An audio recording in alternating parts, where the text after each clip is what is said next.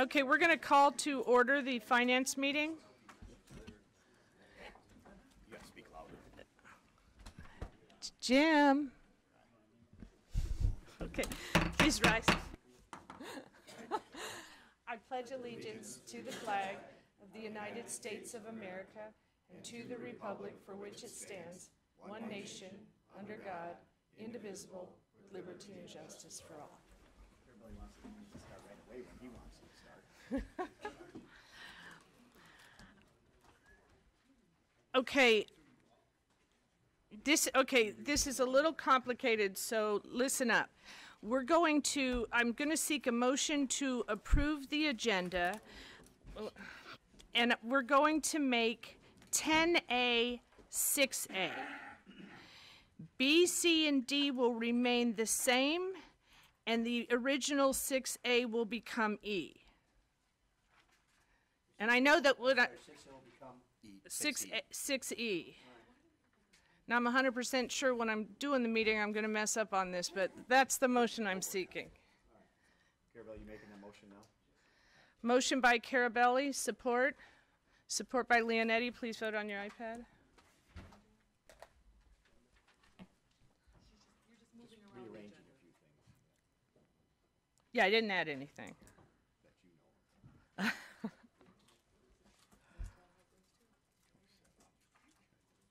Okay, the motion passes 12-0.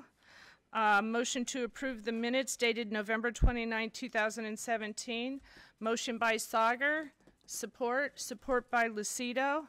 Questions? Please vote on your iPad.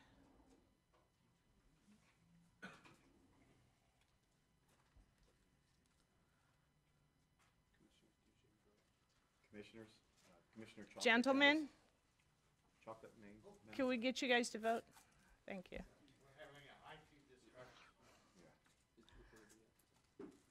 There, yes? Okay, motion passes 12-0. Public participation. Does anyone wish to be heard? Anyone wish to be heard? Seeing none, we'll close public participation. Okay, and are we ready yet for 6A? Okay, so we're going to, there's somebody that hasn't come in yet, so we're going to move to 6B, and we'll come back as soon as he arrives. Okay, so 6B is Contract Blue Cross Blue Shield Medicare Advantage. John Anderson, Risk and Insurance Manager.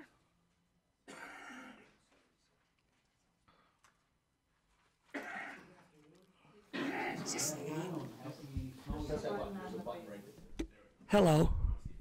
Yes, it's a beautiful fall day, isn't it? This first contract is our Medicare Advantage renewal. We received a favorable renewal on our Medicare Advantage, which covers all of our Medicare eligible retiree segment.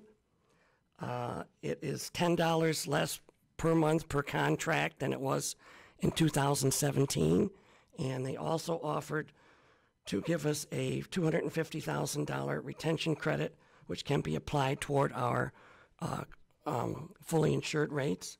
So our overall savings for 18 is expected to be $504,000 on the Medicare Advantage program.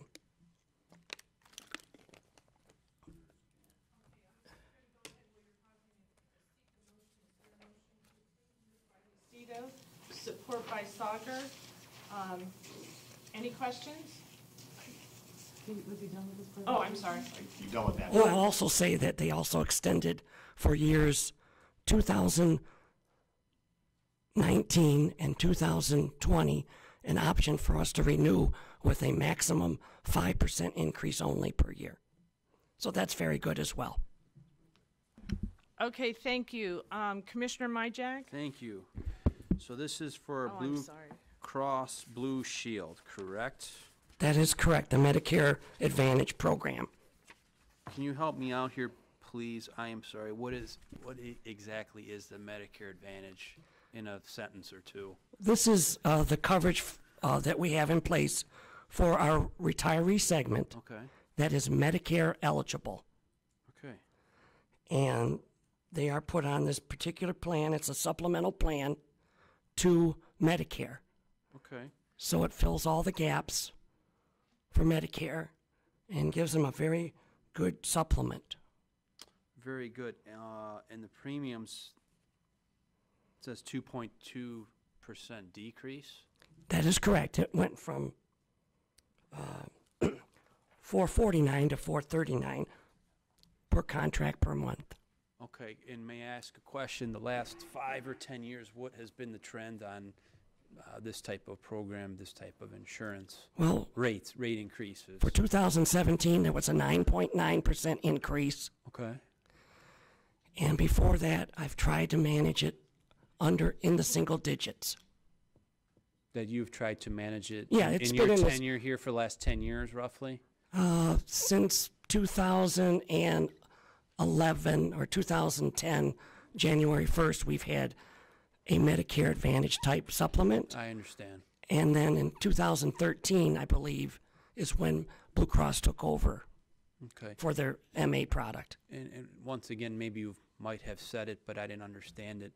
So because it's gone down by 2.2%, why has that gone down? Well, Just a discount with I would say just competition in the marketplace. competition in the marketplace? Yes. In southeast Michigan, the whole country?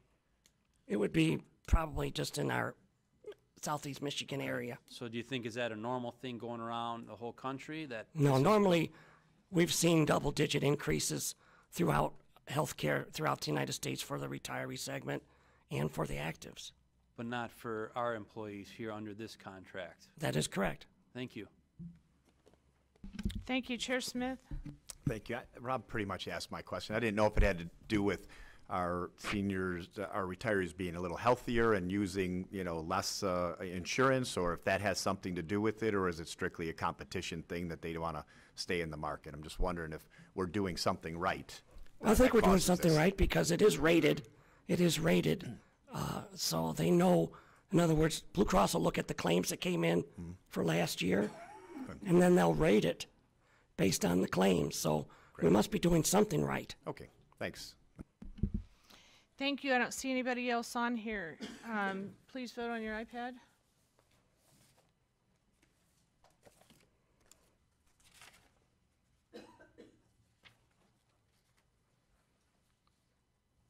Item passes 12-0. Item B is contract Blue Cross Blue Shield PPO and BCN administrative and stop-loss fees. I'm going to seek the motion before you go ahead and give your presentation. Moved by Commissioner Brown, supported by Commissioner Duge. Go ahead. Yes. Part of this is actually a new contract. And the new part of the contract is having to put administrative and stop-loss fees into the mix for our BCN HMO, which we've traditionally in the past have had fully insured. Now, after a review of the claims for the past year and more, we came to the conclusion that a group this size that we have in place is more efficient for us to follow a self-insured model. That means no longer would we be paying Blue Care Network on a monthly, fully insured basis. We will be paying the claims as they come in, much like we do the claims as they come in for our PPO. Excuse me. Which means you have to have additional layer of a contract. They will administer the claims, and they will set forth a stop loss, which limits our liability per contract on the expenses that we would have to pay medically for a contract. And that is at $350,000. We are moving the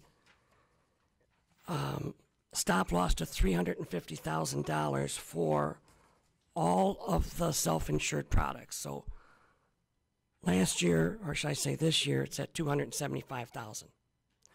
We reviewed the claims that came in and found there were no claims that hit the $275,000. So at this point, we are able to consider absorbing a higher loss threshold, which will reduce our rates as far as our stop loss goes. So we're able to absorb a higher amount based on the claims experience. Now, we can change this year to year if we decide that there's a negative trend going, or if all of a sudden we start getting a lot more claims that are hitting the 350,000, we can make adjustments a year from now or whenever we receive the data. Now, part of this, and it ties into the next contract, but I'll give you the overall view. The next contract shows that we will have HAP also become a self-insured entity. For our history, we've always had HAP on a fully insured basis where we pay a monthly premium for our employees. Now we are going to absorb the claims, pay the admin fee, and the stop loss. And based on the claims data that Steve Schmiegel ran, the numbers, we expect to save $1.8 million overall in our healthcare spend by moving the two HMO products to a self-insured basis. We produced the claims, we added in the new fees, which is the stop loss and the admin fee, and we added a 10% trend. So all of that considered, after all of that was added, we still saw a $1.8 million decrease in spend over our fully insured renewal that we received for 2018. So it looks very favorable that we moved to this self-insured product, and we had been contemplating it for a while, but the numbers have now proven it out that it makes sense to do. So that's why you'll see not only the BCN added with administrative and stop loss, but for the next contract, which is the HAP product, you'll see the administrative and stop loss added to that because they will no longer be fully insured. So that's it in a nutshell. It will also help us manage our health care more efficiently because we will be seeing the claims as they come in. We will be seeing areas of perhaps some health improvement we can emphasize to our employees. They can do their health assessments and things like this where we can motivate our employees better instead of being on a fully insured where neither the employee nor the county was aware exactly where the dollars were being spent on a monthly contract. This way we'll see, oh, we've had this many folks in that need high blood pressure care, or we have people that need asthma care, or what have you. And we will be able to better look and visualize the health services that are being performed for our employees and also offer some enhancements down the road when we figure out, how we want to drive our health care costs, which would be a healthier employee will mean less cost to the county. Thank you. Commissioners, don't get too detailed in your questions. His voice isn't going to make it through this presentation. Yeah, I apologize. Chair Smith? Thanks. As long as that's covered on our health insurance, right? Yes, it is. Good. So you said 1.8 and then 504,000 for the Medicare Advantage. So it looks like at this point we're at least anticipating $2.3 million in savings in health care next year over what we anticipated, which is obviously a good thing. Also, so two things. I want to know if this is new, so I'm guessing this wasn't part of the budget originally, right, Steve? That doesn't, the original budget shows the fully insured rates, I'm guessing. And last, while Steve's walking up here, it also incentivizes our employees and us as managers to encourage healthy lifestyles for our employees, so I like to hear that. Yeah, you're correct that the budget included an assumption of fully insured rates, so this will have a positive budgetary impact. Great. All right. That was it. Thank you. Thanks, John. Okay, Commissioner Carabelli? Thank you, Madam Chair. Just so I can get a good understanding on it, we went through on the first part on the that was already approved, the contract with Blue Cross Blue Shield, and I understand that there's actually was reductions in savings, but it also had an increase of of participants of 218 from what it was previously. So the number went down for individual of $238 per person, but we went up additional people going on to that program. That's correct. There's more retirees. Right. So with that said, going into this program, you're saving, or you're saying you get a 27% decrease. My question for you is that an actuarial report they gave you, or you guys came up with your own? Where did you base that off of years? Like, did you say, okay, here's a 3-year snapshot, or it was a 5-year, or how did you come up with your determination of saying, okay, it's a 27% decrease, but was that just from last year? Because remember, yeah, that's for the PPO and BCN stop loss and admin fee. The stop loss decreased 27% from 2017. It was 57.52 in 2017. This year, going forward, it will be 42.02 in 18, which represents a 27% decrease. And I agree with your numbers. My question is that what will be the previous snapshot prior to that, and then before that to say, okay, here's my trend? You understand my question? I know it looks good for 1 year, but now we're talking about the self-insured, and we're actually going to be paying more in administrative fees for them to handle that, to administer it for us, right? That's correct. Both programs. So we're talking, $3+ million just in that, not to stop, but just in that portion of administrating. And I agree with what you're saying, but I guess I'm asking for a little longer picture rather than just from this year to last year. I'd like to see what it was for at least 2 years to say that trend is correct. Yep, this makes sense to be self-insured, not just because 1 year we had a good year and no one got sick or no catastrophic scenario. Because it makes me a little nervous, right. I'll be honest. Well, the actual success of this program probably won't be identified for 15 months, where we have a full 12-month claims come in, and then there's like a 3-month runoff. So in about 15 months from January 1st, we should have an excellent idea of whether our numbers came in on point. Because claims are going to be claims. We might, like you say, you could have a bad year with claims, and at the end of the day, I don't know exactly what the claims are going to come in. It was based on at least a 1-year snapshot, maybe more, but I know for sure a 1-year snapshot was used to take a look back and see what the claims were coming in at, and then after we added in the extra fees, just to see if it even made any sense. And it made sense, okay. All right, thank you, Madam Chair. Thank you. Commissioner Romano? Thank you, Madam Chair. I just want to make sure I get a grip of this. So are you saying when we put this stopgap at 350, that Blue Cross Blue Shield never reached that threshold, or have they surpassed that threshold? And are we saying 350 is what we feel we maximum should pay, keeping that figure in mind and the number of contracts? And I think you said 1943, 1,943. The question is, as these seniors get older, like myself, I'm sure that the claims are going to be greater and a lot more of them. So I don't understand this 350 stopgap. If in fact Blue Cross is willing to absorb that now, we're taking it on.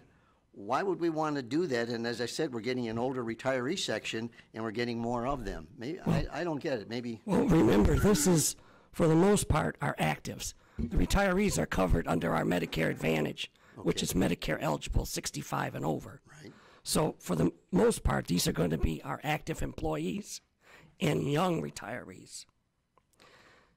And it's a question of, this year, we took a chance on being at 275,000. Right. And after looking back and seeing how many claims came in at 275,000, there was 0. So we said, well, we have an opportunity to take a step forward and absorb a little bit more of a risk going forward, because we didn't have anybody even hit the 275. Let's go with the 350, see how that works out. And then during the next 12 months, we'll be able to see how many hit the 350, how many hit whatever point of claims experience that they had, and then make another decision, because we can change this again going forward. So we're constantly looking at that as the template is to see how many claims are coming in at the stop loss max. I wanted to see if we did have that option to change it in the future. Yes. Yeah, we can change that next year. Thank you very much. Thank you, Madam Chair. Thank you, Commissioner Leonetti. Thank you, Madam Chair. Just to continue on with that same question, and thank you for being here. I know it's not easy when your voice is hoarse. It's okay. I've had to try a case like that. It's horrible. In any event, the question of what can be changed, can we go back? Let's just say it gets really bad, and we decide, can we go back to a fixed administrative fee schedule? Or when you say change, are you talking about changing it from 350 back down to 275, or from 350 to up to 400? Yes. What can be changed? All of that, or? Well, we would look back at the claims. Right. And see if we're hitting the points that we want to hit, to see if it makes sense to move it up or down or keep it the same.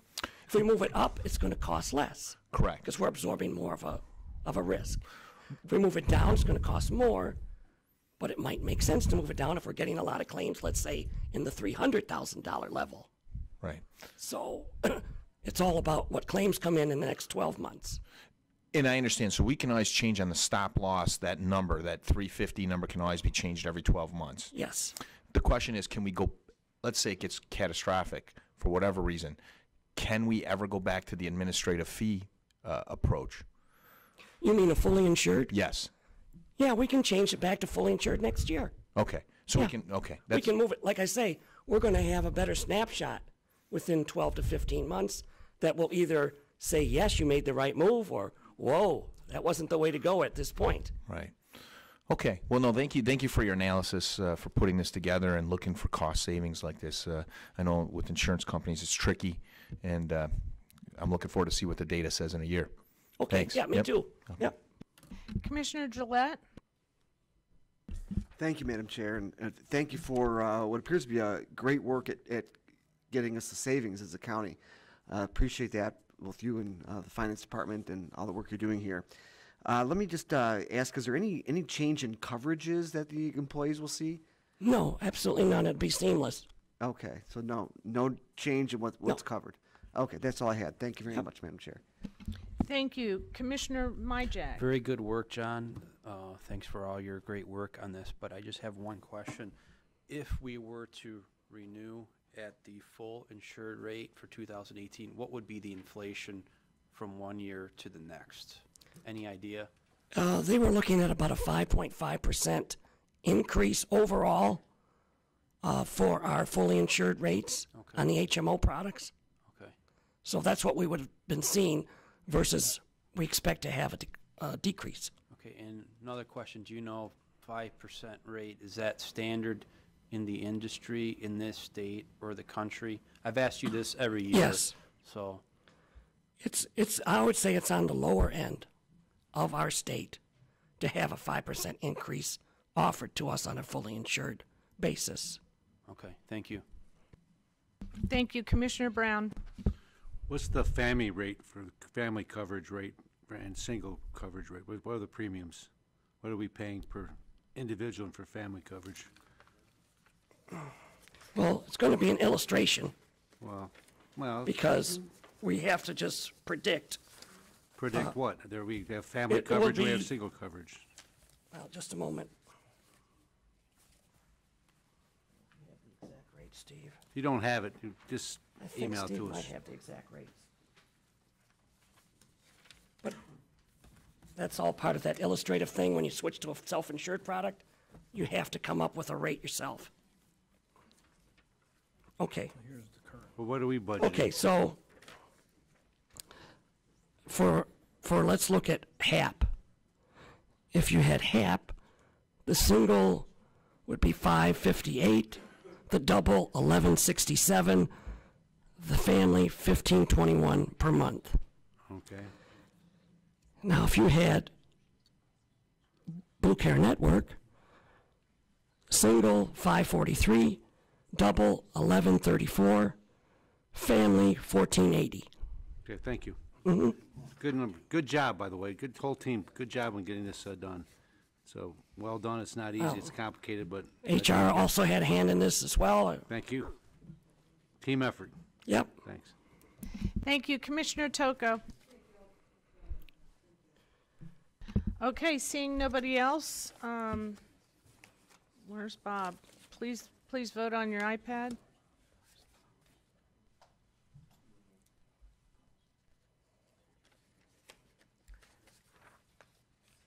Where's Bob?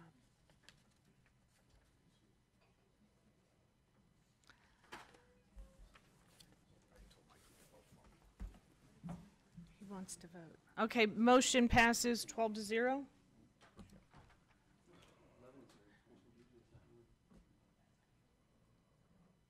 Oh, you counted Bob. Okay, motion passes 11-0. Okay, so item C, item D, contract HAP HMO administrative and stop-loss fees. Is there a motion? Moved by Carabelli, supported by Leonetti. And I think you already spoke to this, didn't you? Yeah, I tied it into the last one. But it basically shows that we have now a new financing arrangement with HAP versus the fully insured. We're now self-insured. They're going to get their administrative and stop-loss fees, and we're going to get the claims directly from HAP and pay them. So I don't have any speakers on here, so please vote on your iPad.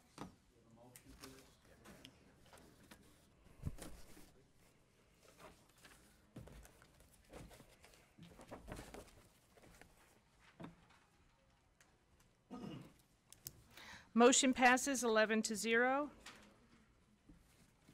Thank you. Thank you. Okay, so we're moving back up to 6A, and 6A is the ordinance, the Macomb County Retirement Ordinance, and we'll bring up Karen Bathanti and Tom Mashad.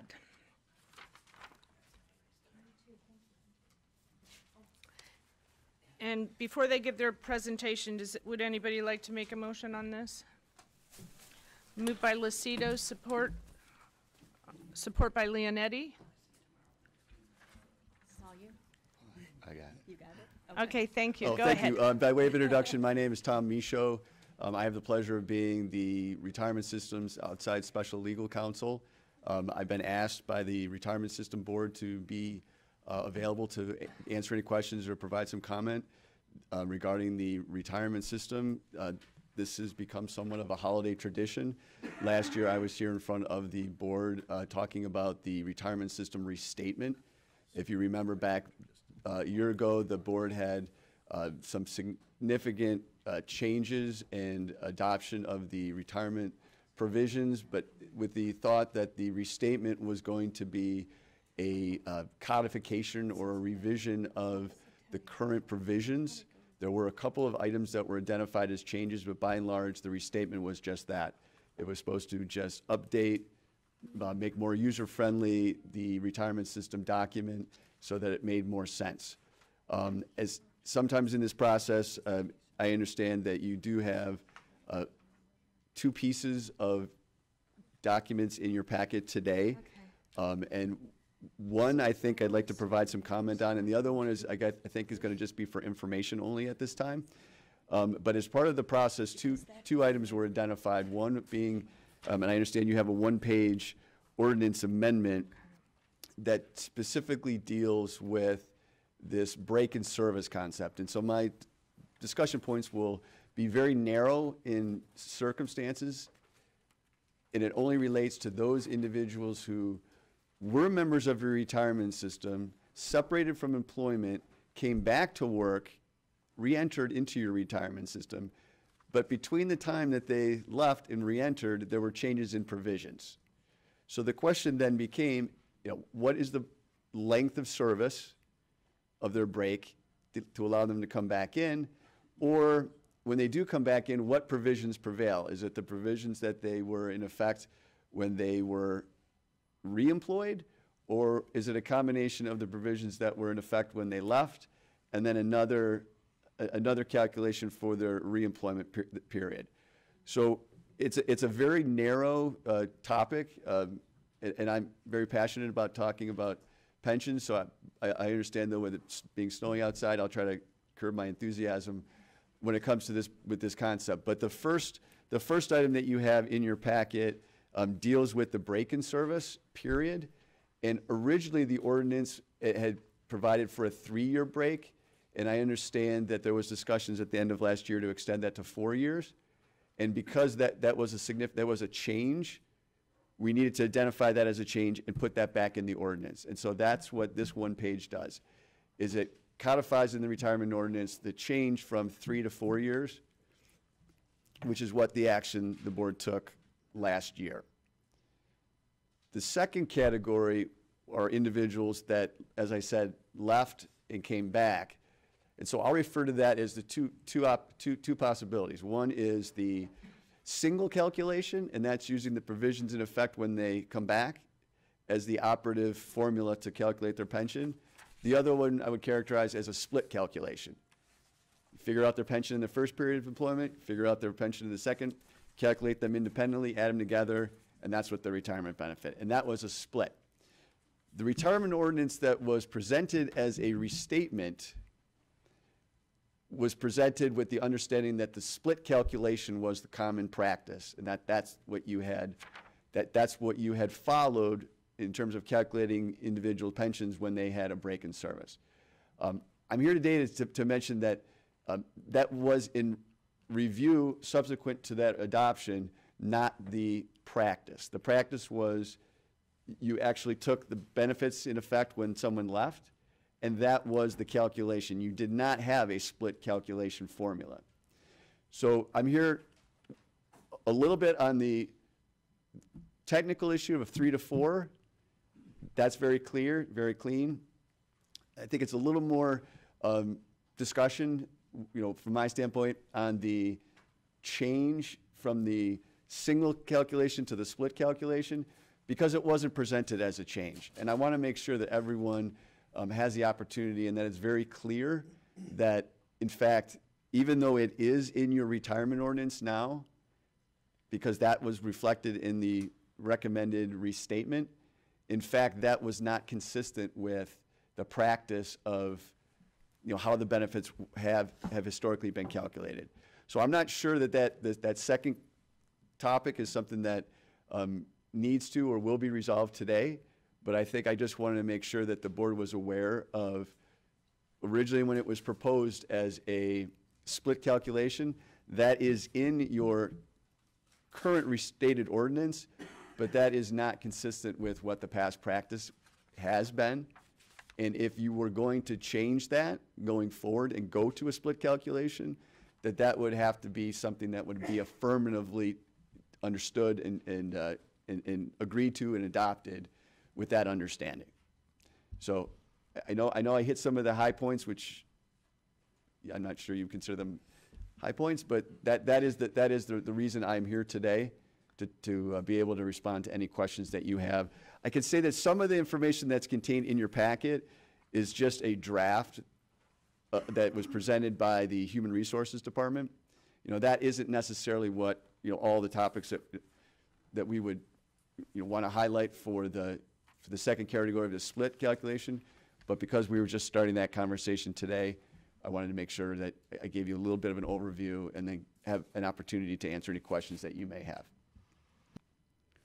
Thank you. Chair Smith? Hi, Tom. Thanks. So I just want to run through a little bit of that again so we understand what's going on. This was, except for the underlined sections in here, which I'll get to in a minute, there's 3 different paragraphs that have underlined sections that are actually new, which is what we'll be voting on today. These 3 sections will be the new sections. I'd like to have you explain those changes a little bit too.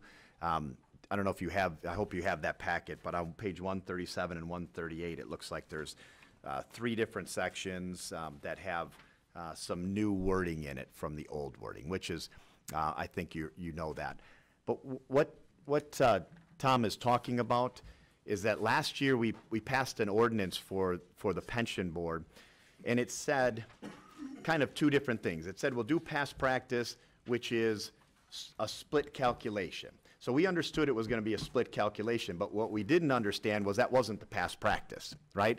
So his conversation there, is more to let us know that if we're going to approve this again, we need to realize that we are approving a split calculation, even though it wasn't the past practice. What we found out after was that it wasn't the past practice. However, we did agree that the split calculation was fine. I don't think we were voting on the fact that it was a past practice, so that's what we were going to do. I'm pretty sure the board, and a lot of you weren't here, voted on it because the split calculation seemed to make sense. So there was some discussion on whether we had to re-adopt the whole ordinance because there might have been a misconception on, you know, was that really past practice or not. But dealing with Scott and talking about this, you know, we believe that it was passed as split calculation. That's how it was going to move forward. So that the only thing we needed to vote on here were the actual changes in the wording on here. All the while letting Tom explain just that caveat in case anybody, you know, thought that past practice was a split calculation. It wasn't. We did think so, I think, and some people thought so at some point. So I just want to explain that to everybody, that that's why this conversation about that's coming up. That's not changing.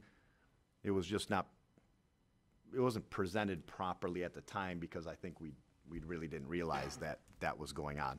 That being said, I hope that makes sense to everybody. But there's 3 sections, and if you wouldn't mind, Tom, just adding like those 3 sections and why they were changed to what they are and maybe what they changed from. Sure, and if I could add on that, the memo that's presented by the Human Resources Director is really is a supplemental information piece to the one-page, page 290. If that's what we're looking at here. Okay.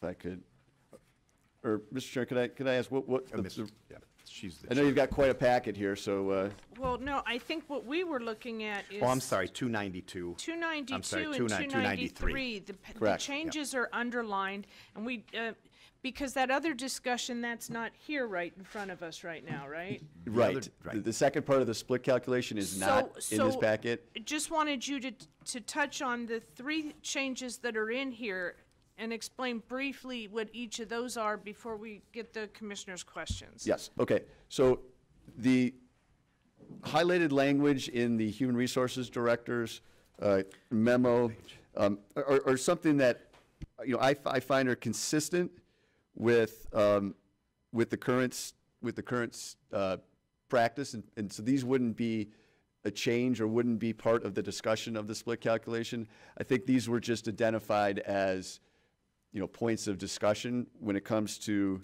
the 3 to 4 year. But I can say that these changes on section, or on page 292 and 293, you know, are not part of the split calculation discussion. Okay, so we're not voting on those today? You're not, no, yeah, that Human Resources memo is. That's just in here, but we're not voting on correct. that. That's just, I think that's for background information. It would just be this one page, 290. The membership reinstatement page. Correct. That would be page 290. That's the only thing that we're voting on today. That's the only thing in your packet. Okay. So then we don't want to get into anything else because we're going to come back and unless board members want to talk about it. I am not, so point of information, that is not what I was led to believe here. And I'm not sure if, Karen, you're kind of looking a little, yeah, but I would like your input on this because the 4-year period, was that something that is something that we're changing at this point right now, the period of 4 years? So this is an actual change, the membership reinstatement? Then that was something that you adopted at December. Mm-hmm. I think your council is just suggesting that it was adopted by a motion and he wanted it incorporated from a technical standpoint into an ordinance. So I don't have any comments or questions with respect to the 3 to 4 years. Mm-hmm. I think that was something that he suggested be included as a technical amendment at this point.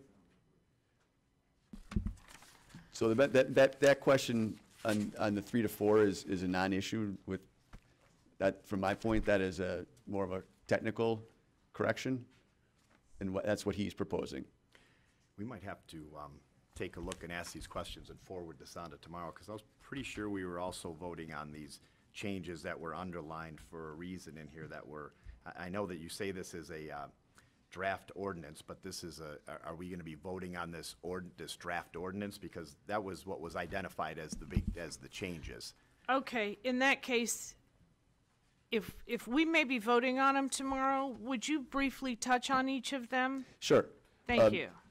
And if you are going to be voting on them, from the standpoint of them already being included in the restated ordinance, if you look at page 292, the first highlighted item would be dealing with the recognition that the retirement system board is a quasi-judicial body. That's codifying the law in the fact that the board may make decisions and have discretion and make decisions on behalf of the retirement system. So that is a legal standard. I'd be happy to get into the detail, but I wouldn't be surprised if you said you take a pass on that lengthy discussion. For now, yes. But that's quasi-judicial body. That's already in the system that you adopted in the restatement, and I think that's consistent and wouldn't be considered a change or necessarily needed to be highlighted.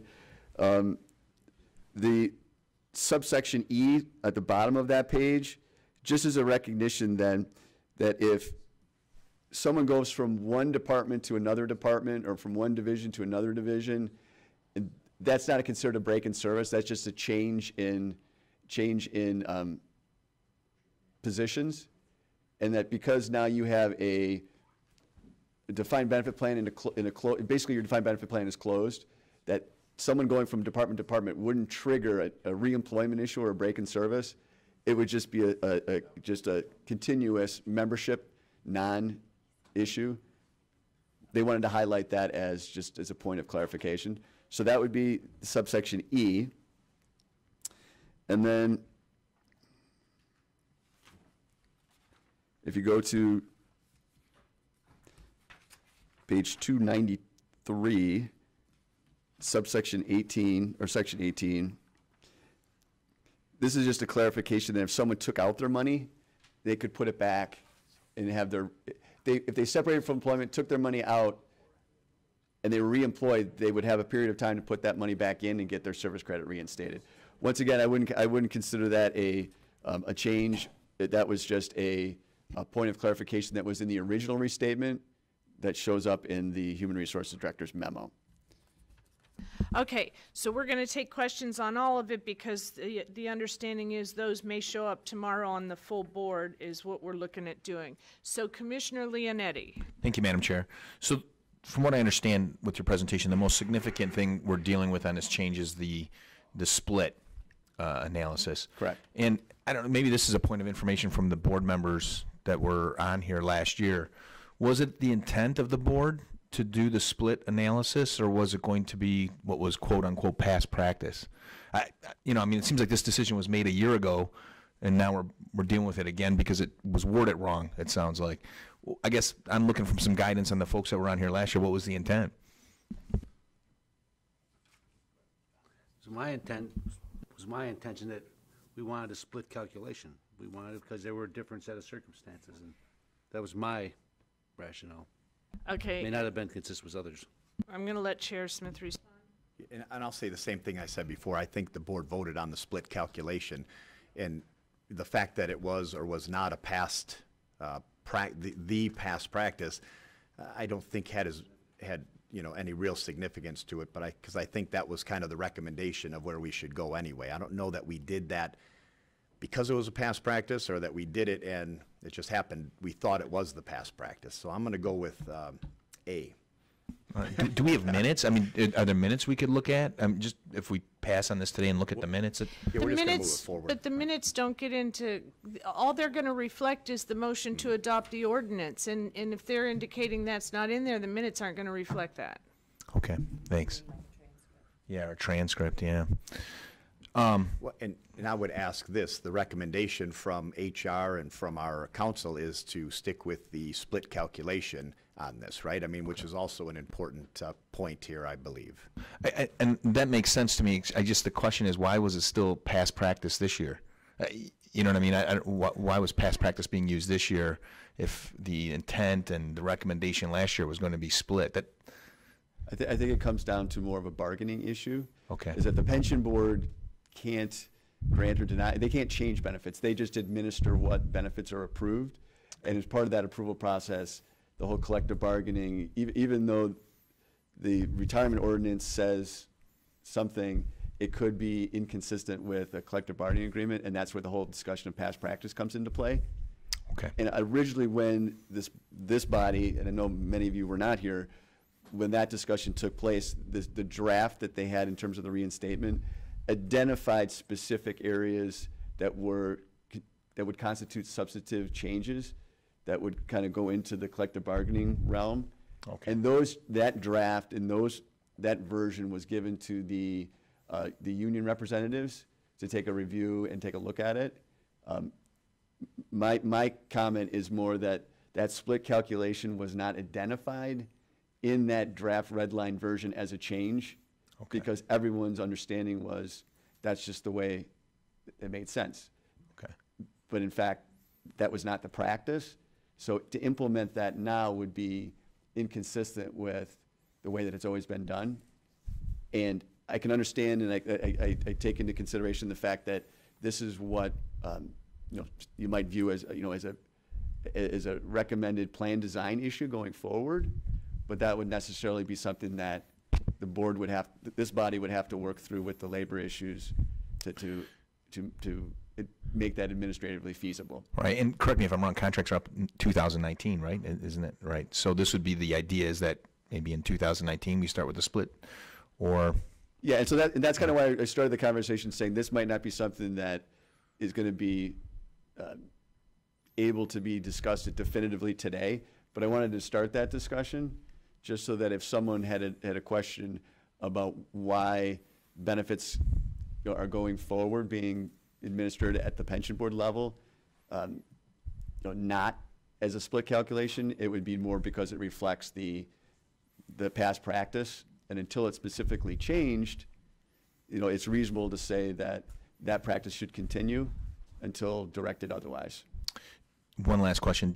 If we were to pass it now with the split, would that go into effect for 2018, and that could that have any problems with collective bargaining agreements? Would it be the prudent thing to say, okay, we agree with the split analysis, but we're not going to put it into effect until 2019? Would that be the more prudent approach? I guess one, I have to be careful because I don't want to cross over into making recommendations on the labor side of the equation, especially because I have Karen, in arm's length of me. But from the standpoint of the process, the only thing I'm here today is to make sure it's clear that when I was here last year, the reality has changed from what, the past practice that was shared is different than what was reflected in the document. Okay. And I want to make, in the spirit of making sure everybody understands, and not everybody in this room, but just everybody in general in terms of the membership and the different representatives, that they have a clear understanding of what happened in the past, what's happening, where you want to go going forward, and that everyone, is of the same understanding. Okay, thanks. I think you go ahead, Karen. I was just going to say I'd like to call Karen up before I call on another commissioner anyway. Go ahead. I'm done. I'll yield the rest of my time. I'll be glad to hear what Karen says. Hi, everyone. Good afternoon.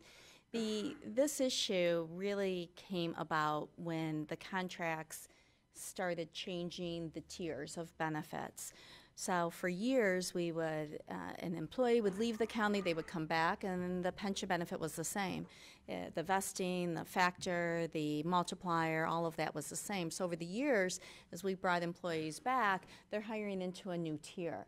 So all of a sudden then, what do? Stephanie Dobson is not here today, and it is her desire to have the split calculation effective today. And going forward, that's how we calculate pensions, because we don't have a definitive answer.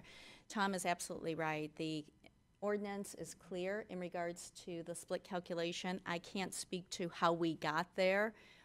We do believe that it was past practice, but after going through records, there were absolutely no cases that identified the split, and it could be for a multiple of reasons. I'm assuming that it's because we didn't have that many employees coming back who fell into those tiers. Having said that, again, it would be our desire and her desire, especially for the administration side of the pension plan, to go forward with the split calculation. In regards to the labor contracts, if the contracts are silent in regards to The retirement benefits, we refer to the ordinance. The ordinance does have the split.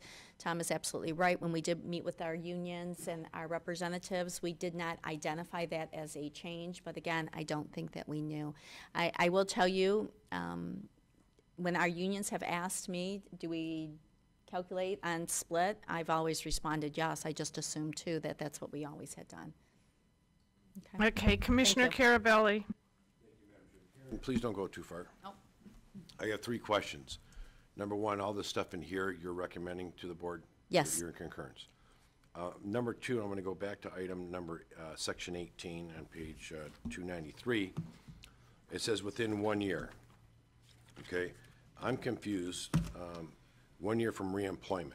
Now, there is an ordinance here within 1 year from and after the individual's reemployment by the county. My thing is that you can't get rehired, I thought, by the ordinance that we have here at the county from 1 year, once you're gone. Am I wrong on that? No. Okay. Yeah, just as a point of clarification, this is simply putting a window for someone to repay their money that they previously withdrew, and it's just saying within a year of their reemployment, they need to put their money back plus Okay. interest. Now, if something, God forbid, happens to that employee within that 3-year period, what's the game plan? Well, if during the period of their separation? No, they're coming back and they have 3 years to pay this in, so within 1 year. 1 year. They have 3 years to pay it back, correct? They have 1 year to pay it back. All right, 1 year to pay it back. So within that 1 year to pay it back, so they can get into that program, God forbid something happens, is that fully vested? They're not getting that benefit if they're When someone takes their money out, they forfeit the service credit. So in order to get that service credit reinstated, they have to make payment. So if they don't make payment to the system, then their previous service credit remains forfeited. Okay. Last question I have for you. You know, and I go back into, we're the auto capital of the world, right? And when they give a retirement package to union, non-union members, they actually call it a package, a separation package. Gives them the opportunity to collect their retirement, their benefits, everything else, and they're allowed to come back per diem, where the companies don't have to pay that insurance, they don't have to pay all this stuff on those employees, but they pay them cash and they go do their 1099. If we have somebody that leaves and they come back, and we're talking about this split on the two, then and now, are they retiring or are they just leaving? If I may do that. You may. This would be Please. someone that is pre-retirement. Right. This would be an active employee who separates from employment, comes back to be an active employee before they're eligible for a benefit. And so it's just a matter of they would kind of pick up where they left off. So nothing to do with retirement. This is just if you don't have, Well, if you're it not has something to vested. do with retirement, but it has something to do with their future retirement benefits because they're not eligible for a benefit. And I understand what you're explaining is that if I'm a retiree and I retire and I come back to work, there's a whole different section in your ordinance dealing with that. This is strictly an active employee to an active employee All right, thank prior you. to retirement. Okay, on the first round, Commissioner Romano. I'm confused, and I'm going back to what Mr. Carabelli says, but I'm looking back to Sterling Heights when we have people that do retire, and they come back, we keep them on for 6 months or 1 year. So the retirement package is intact when they leave the city. When they come back, they're hired as employees without those benefits because they've already had them. Am I correct? And I don't want to assume that in the county's situation, they come back and they start the retirement and their pension all over again and add to what they have. So let me make sure I understand the split. I'm a county employee. I have a retirement package. I leave. I'm gone for whatever period of time. I come back and start working for the county again. My pension starts again and is added to where I was when I left. Well, good. Then explain that to me if you would. Yep. Short and sweet. Section 51 is the reemployment of a retiree. Okay. And that would be is if they retired and they come back to work for you, they would not be a member of your retirement system. And there are different rules, but that's different than the split calculation that I'm talking about previously, and that would be section, basically section 18 which Okay, would be. I got it, I got it. They're not retirees, they're coming back as regular employees. Correct. As regular employees, they're entitled to whatever the benefits that. Yes. Okay, got it. Yes, That's all I got. Thank you. Thank you. Next. Okay, Chair Smith. Thanks. I just want to check one thing. So with the split calculation in the actual ordinance, it doesn't refer to past practice in the ordinance, right? That's just a discussion that was going on at the meeting, correct, when we passed that last year. So nowhere in the ordinance is there any legal, any way for someone to go, well, it says split calculation, but you meant past practice, because someone talked about past practice in the past. It doesn't say that in the actual ordinance, correct? It would not say the ordinance, but you have to read the ordinance in conjunction with the collective bargaining agreements. And then in the collective bargaining agreement. But that's not our ordinance. I'm talking about what you were talking about to clarify that we were discussing at one point that it was past practice when we voted to actually put split calculation in here, right? And that was the conversation that you were trying to clarify with everybody that, but there's nothing in the ordinance, in our ordinance right now, that says split calculation, which is based on past practice, right? So there were some areas that were gray in your original ordinance, because over time, as Karen had mentioned, you had, by collective bargaining, adopted all these different tiers, and there were all these scenarios that when the original retirement ordinance was in effect, didn't contemplate you're closing the pension plan, didn't contemplate changing the multiplier up and down, or changing vesting requirements. Those things weren't contemplated in the original ordinance. Those are the areas that we tried to put greater detail in the restatement. And when we tried to put greater detail into the restatement, the concept was not to change the practices, but to put greater detail on how you would incorporate the collectively bargained changes into the retirement ordinance to bring it more up to date. And with the split calculation, it was thought that the practice had been to calculate benefits on the two independent periods of time. And when we look back at it from a factual standpoint, that was incorrect. The answer to my question is that it's nowhere in the actual ordinance, so we don't have to change our ordinance. It says split calculations, and I know that was a discussion you were having with Scott a lot. You wanted us to re-adopt the ordinance under the new, or maybe not so new, depending on how you thought about it, belief that this was indeed not a past practice. It's simply a split calculation, and it doesn't matter what the past practice was. But if I could just look at it from maybe a different angle as well, is that it had the facts of the past practice been known back then, either two things would have happened. It would have been identified specifically in the restatement that this is a substantive change, and then everyone would have an opportunity to say, well, we don't want to make that change, or it would have been okay, I understand. Kind of go back to the original and maybe not have been adopted as a split calculation in the restated ordinance. So if nothing else, we can say that the board, by continuing on with this and not changing anything, is well aware that we agree that the split calculation is where we are at, whether it was a past practice or not. And I know that was kind of the argument back and forth with Scott, whether we should re-adopt that section again, just based on the concrete understanding that it was not past practice. That's what it sounded like. So I just wanted to get clear. I don't think that requires a response. No. Okay. No, that's fine. I'm ready. Okay, please vote on your iPads.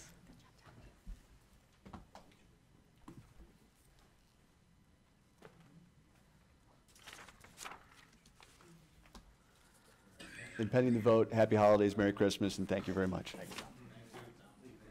Motion passes 10-0. So now we are moving on to, which is now 6E, the 2017 Equalization Study for 2018 Equalized Values. Ms. Sela? Good afternoon, everybody. There's a lot of numbers in here. There's a lot of ratios. There's a lot of multipliers. There's a lot of stuff. So I'm just going to give you a quick gist. This is what we do all year long. We appraise property, we study sales. We then take a look at where we came in and compare it to where the local unit came in. And whatever the difference is what these multipliers are. And this lets the local unit know whether they have to increase or decrease their values by class of property for the next year. So this is the tabular summary report of all of those findings. And there's just two things that I want to point out that might be a little bit different from what you've experienced in the past. On page 28 of your packet is the center line 4018R report. And I just wanted to point out in case somebody noticed it, but didn't know what it meant. There is two lines under the industrial class, and what that total is, $11,387,450 plus the $8,936,000. That's the total for the industrial class. I'm stratifying out the $8.9 million because that is the Fiat Chrysler properties. There are two of them that are under appeal at the tax tribunal, and if I didn't pull those out of the study, it would cause a greater amount of adjustment to be done on the whole class, and nothing would be, the assessor is not going to adjust the Fiat Chrysler properties. So I wanted to make sure that you guys were aware of why that's been singled out. And then the other thing that I wanted to point out, it's something new to the report that I'm going to continue to include from years to come. It's the very last page. It's page 76.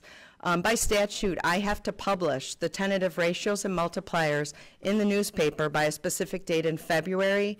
And because I know all that information now, I just wanted to make sure that that was included in your packet. It's never been included before, but that's just a summary of everything. And if you take a look at some of the stuff, the industrial properties are moving 5% on average, which is kind of significant. Residential is moving 3%. Commercial is moving 3.76%, and even our ag is moving a little bit over 2%. So we do have some positive growth coming in our values for 18. And I would welcome any questions on this Okay, study. before I open for questions, let me get the motion to receive and file. Moved by Duge, supported by Drillette. Commissioner Myjack. Thank you, Madam Chair. Thank you, Kristen, for coming here today. This is maybe more of a question for Mr. Schmiegel. Since residential property makes up a large portion of taxes, and since residential properties have gone up over 3%, what would that mean in our budget for the following year? That we would be over, I think we projected, what, 2% in the budget for Would you like me to or you property taxes? Either one of you guys. Well, the CPI, basically taxes, you have to understand, taxes are not based on assessments, which is Right. what this report is talking about. They're based on taxable value. The CPI for the next year is 1.9%, which is 1% more than it was for 2017 values. We were just under 1%. So we know that the taxable value, as long as there was no loss to the properties, a significant amount of loss, which there never is, we know that the taxable value is going to increase at least 1.9% for next year. Okay. So when we were talking budgets, we Right, said 2%. we're right on line with budget then. Right, Or and just under. And we do have some big properties coming in, in the next year. We have some significant changes. There's a lot of permits still being pulled, so all of that stuff isn't even in play, yet, because we don't know what those values will be. So all of that will be on top of the 1.9% increase due to the CPI. Do you have anything to add, Steve, on that? Yeah. Sure. So I think, it's fair to say that we're going to exceed the 2%. Every 1% is about $1.2 million of revenue, so $120,000 for every 10th. Okay. So, if we come in at 3, then it's an extra $1.2 million to the budget. Okay. So. Very good. And back But to, I'm not saying it's going to be there, but just Right. as a point of reference for you. right. Thank you. Thank you very much. And back to you, Kristen. You said big properties. What do you mean by that? Project? Well, we have the Amazon, Okay. So we have a 1 point, I can't remember what Mr. Hackle said for the overall square footage, but it's over 1 million square feet, so that's a significant But how much of building that size. is? How much of that is? I mean, as an example, a lot of that isn't that going to be abated through taxes and stuff, or? Well, yeah, but the brownfield, it's a little bit. We're going to collect tax- a little bit from that, is what you're saying. Yeah. Okay. But it's more than what we have right now. Right. Because we have right. nothing there right now. Thank you. And then they have a sizable sizable industrial building that was just completed right on the corner of 24 and Cherry Creek. And it's rather large. It's almost too large, really. But it's new, so that'll be new property to the roll. And I'm not sure if there's any tax abatements or anything in process on that. I won't find out until they turn the values in March. But I know Macomb Township still has, 500-600 new residential permits. There will be no abatements on those. So we do have new value coming onto the roll in addition to that 1.9. I will point out, though, too, and it's asterisked in the tabular report, we still have the industrial personal property exemption in play. And so as long as they qualify and file for their eligible manufacturing personal property exemption each year, that property will be coming off. And I have no idea what those numbers are. It was very significant the first year because it was anything earlier than 2005 purchased and anything after 13, but now it's just 1 year at a time. So I really don't know. It's yet to be seen, but from our standard, from Mr. Schmiegel's standpoint, we're made whole. We should be, Communities are yes. still whole, and hopefully we'll have our finger crossed year to year. So Yes, we should be. Thanks for a good job on this report. Thank you. Commissioner Duche? Thank you, Madam Chairman. Well done on the report. Thank you. Very well done. Question. Do we have any platted subdivisions that have been put in the last year that you know of? Yeah. We still have platted subdivisions. Mm-hmm. We're seeing a lot of growth on subdivisions that were platted years ago and absolutely nothing was done. They were put in place, but not one house was constructed. And so, just drive over by Sam's Club in back of their Utica. You would not even believe what's going on back there. I'm asking because everybody went bananas with the site condo developments, that you had the building envelope versus the platted subdivision. There really is no difference, though, when it comes to the taxes. It's just a faster process. Yeah. Right? Well, that's why I was asking. Yeah. But we still have platted subdivisions going in, which is surprising. Yes, very good. Thank you very much. All right. Please vote on the receive and file.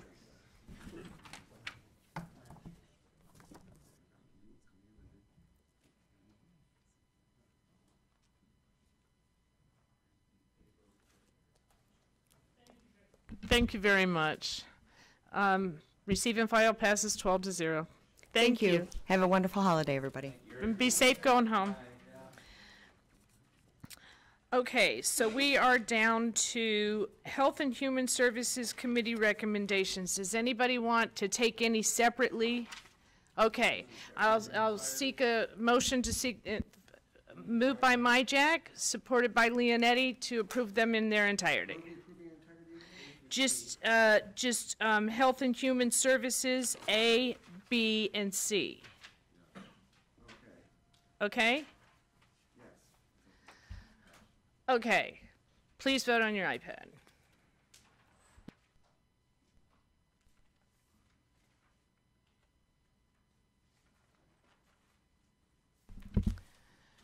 Motion passes 12. So, oh, I gotta. Okay, yeah, just letting you know my screen just. Motion passes 12-0, right? Thank you.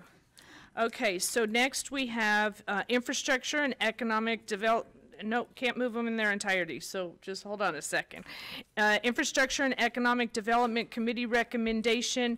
We're going to go, we're going to separate out B. Does anybody want to separate out any of the other ones? We move forward, no votes, or separate out A? Well, that's why I asked. Separate out A, and we're going to separate out B. So this is, I'm seeking a motion for C through G. Moved by Myjack, support by Duche. Well, that's why I pulled it out. So please vote on your iPad.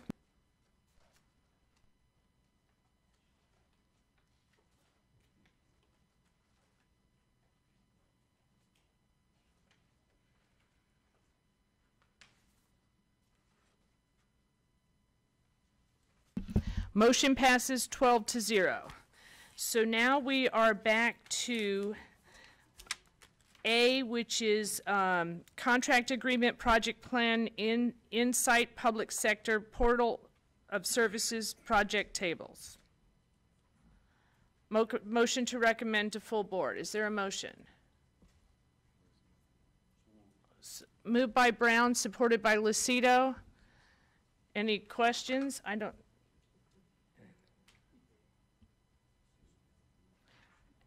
Okay, please vote on your iPads.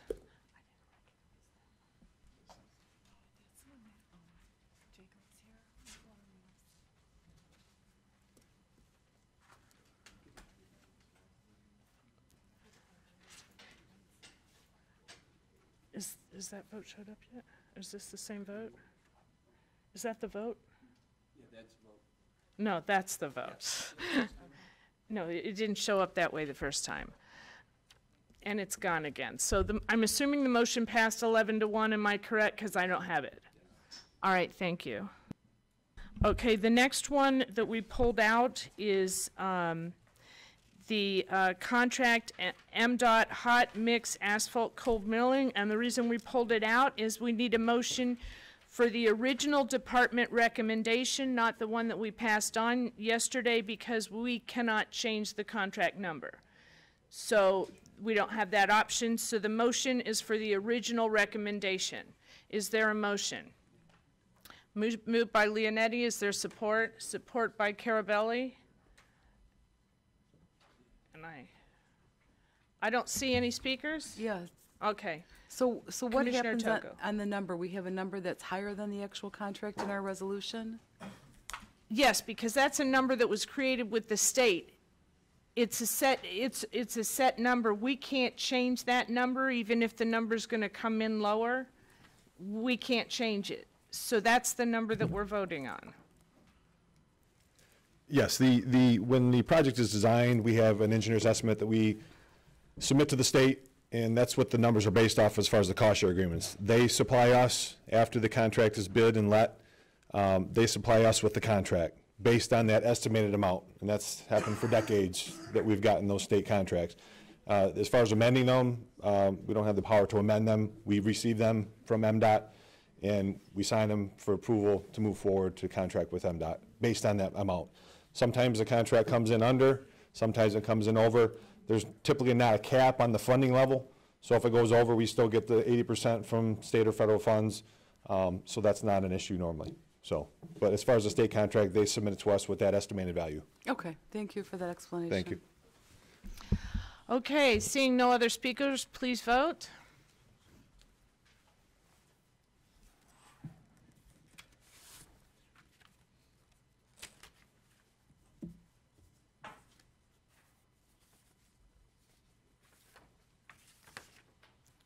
You might have to verbally tell me. I don't have. Okay, motion passes 12-0.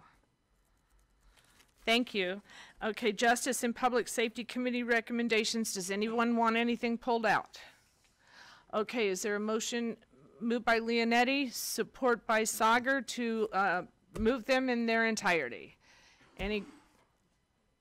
Okay, please vote. Brian, are the roads clear yet?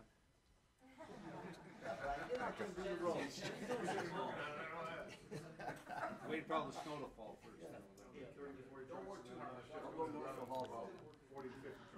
Okay, motion passes in its entirety. Okay. So we are down to new business, folks. Does anyone have any new business?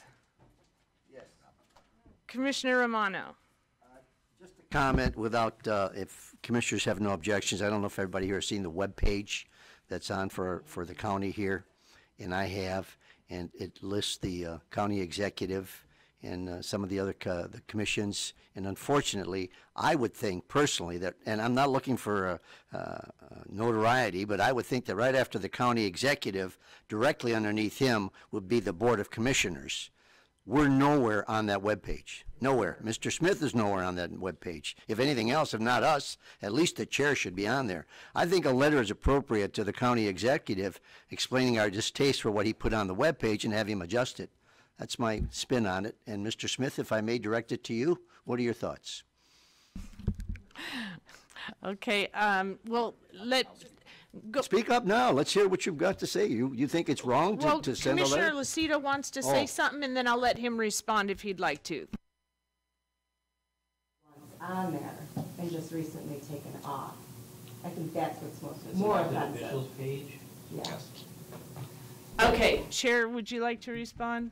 Yeah, this is just something that was brought to my attention today, that originally on the elected officials bar on the top, you know, it was all the elected officials, and recently, I don't know if it was last week or this week or whatever, the board chair, the commission was taken off. However, the chief judge was also taken off that first page too. So I'm not sure the actual, according to JACO, it was direction from the executive's office that being appointed by your members of your board does not get you onto that front page, apparently. I just found out about this, and I'm sure that we will be, I will be inquiring as to it. However, it's not just the board, so I'm guessing that the judges are probably equally quizzical as to why they would be taken off there. Can't really think of any other reason behind that, but just noticed today. Yeah, we'll be asking. Okay, does anyone else have any new business? Commissioner Myjack. Thank you, Madam Chair. Just a few things. We had quite a few drain board meetings yesterday. First thing would be, as you know from the papers, the OMID lawsuit that has been settled.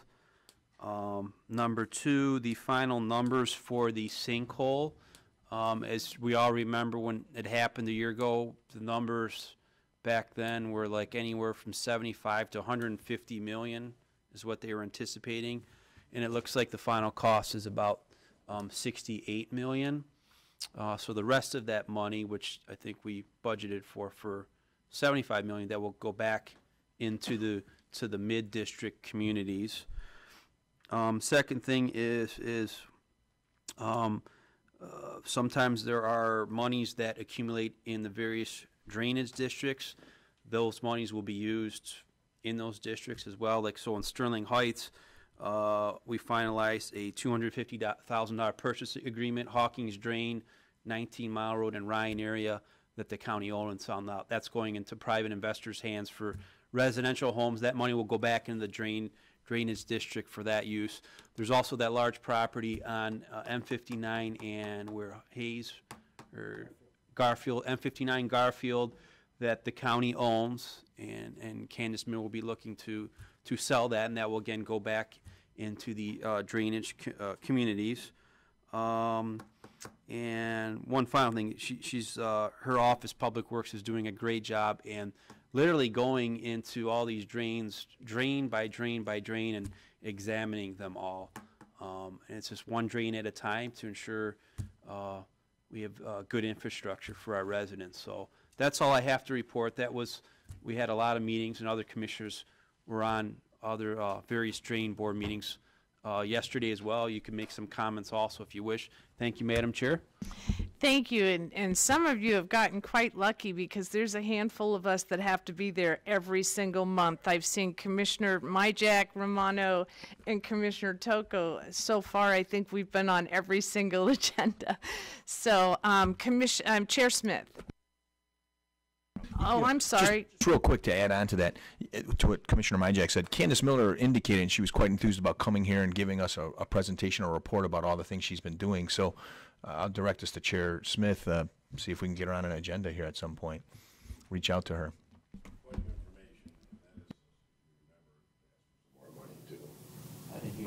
Well, you're worried that she's going to ask for more money? She said she was going to ask for some more money. Well, let's let her give us a report. Let her give us a report and see what's up, right? You know. Okay, it's snowing outside, so I kind of want to get to my car pretty soon. Chair Smith. Oh yeah, happy birthday, Crystal. Oh. Sorry about that. Chair. Oh yes. So tomorrow's the last meeting of the year. If anyone would like, we're going to go out afterwards. The meeting is at 5:30 tomorrow. If you can make plans and it works out, after our meeting, we're going to head out somewhere probably down in Mount Clemens. We haven't quite made that plan yet, but just wanted to let you know. And that is it, I think. We have one more new business tomorrow for me to remember if I forgot anything. Okay, thank you. Anybody else? Motion to adjourn by Duge, supported by Gillette. Please vote on your iPad. Don't tie up Ryan anymore. Get him on the road. Ryan's big plow truck is waiting. We are adjourned.